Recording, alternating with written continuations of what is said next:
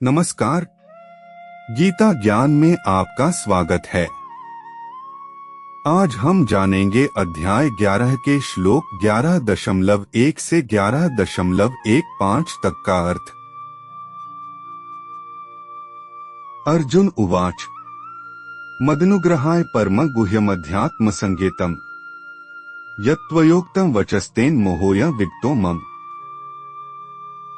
इसका अर्थ है, अर्जुन बोले, केवल मेरे पर कृपा करने के लिए ही आपने जो परम गोपनीय अध्यात्म तत्व जानने का वचन कहा, उससे मेरा यह मोह नष्ट हो गया है। भवाप्ययो हि भूताना श्रुतो विस्तर्शो मया त्वत्तः कमलपत्राक्ष माहात्म्यम्पि चाव्ययम्। इसका अर्थ है, हे कमलनयन, संपूर्ण प्राणियों की उत्पत्ति और प्रलय मैंने विस्तार पूर्वक आपसे ही सुना है और आपका अविनाशी महात्म्य भी सुना है। एवमेतद्यथात् त्वमात्मानं परमेश्वर द्रष्टुमिच्छामि ते रूपमेश्वरं पुरुषोत्तम।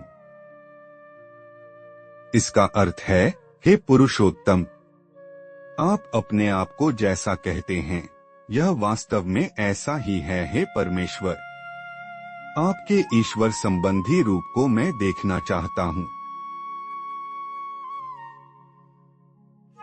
मन्यसे यदि तच्छक्यं मया द्रष्टुमिति प्रभो योगेश्वर ततो मे त्वं दर्शयात्मानमव्ययम्। इसका अर्थ है, हे प्रभो, मेरे द्वारा आपका वह परम ऐश्वर्य रूप देखा जा सकता है। ऐसा अगर आप मानते हैं तो हे योगेश्वर, आप अपने उस अविनाशी स्वरूप को मुझे दिखा दीजिए। श्री भगवान उवाच पश्य मे पार्थ रूपाणि शतशोथ सहस्रशः नानाविधानि दिव्यानि नानावर्णाकृतीनि च। इसका अर्थ है, श्री भगवान बोले, हे पृथानंदन, अब मेरे अनेक तरह के अनेक अनेक वर्णों और आकृतियों वाले सैकड़ों हजारों दिव्य रूपों को तू देख। पश्यादित्यान् वसून् रुद्रान् शिवनौ मरुतस्तथा बहुन्यदृष्ट पूर्वाणि पश्याश्चर्याणि भारत।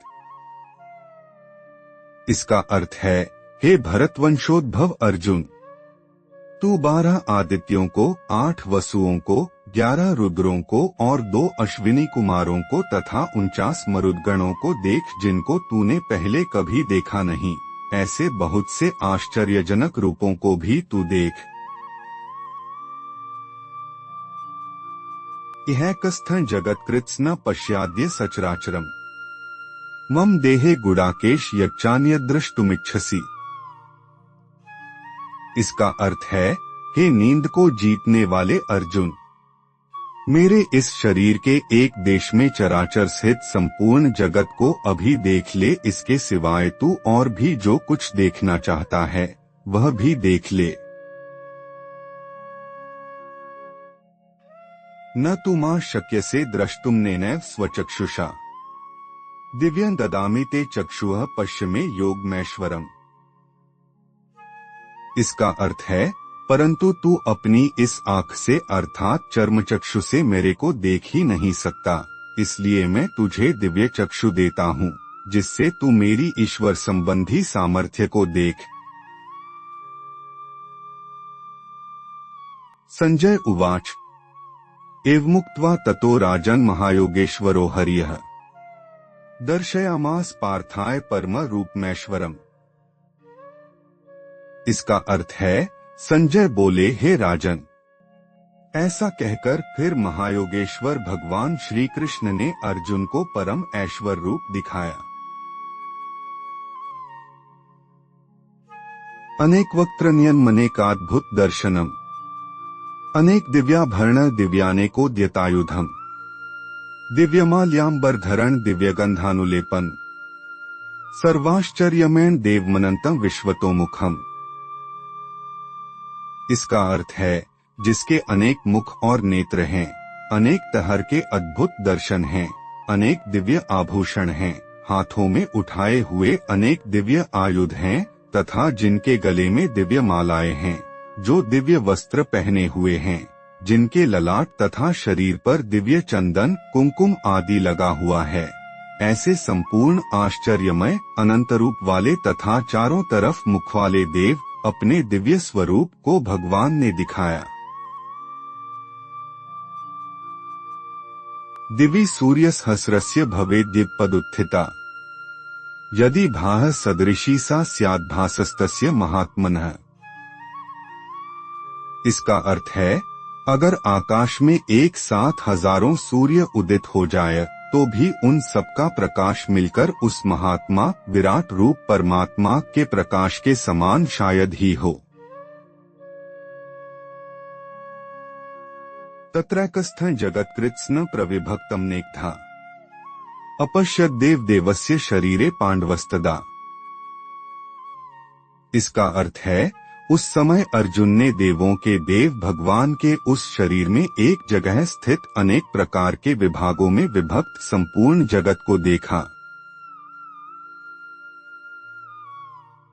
ततः स विस्मयाविष्टो हृष्टरोमा धनंजयः प्रणम्य शिरसा देवं कृतांजलिर्भाषत।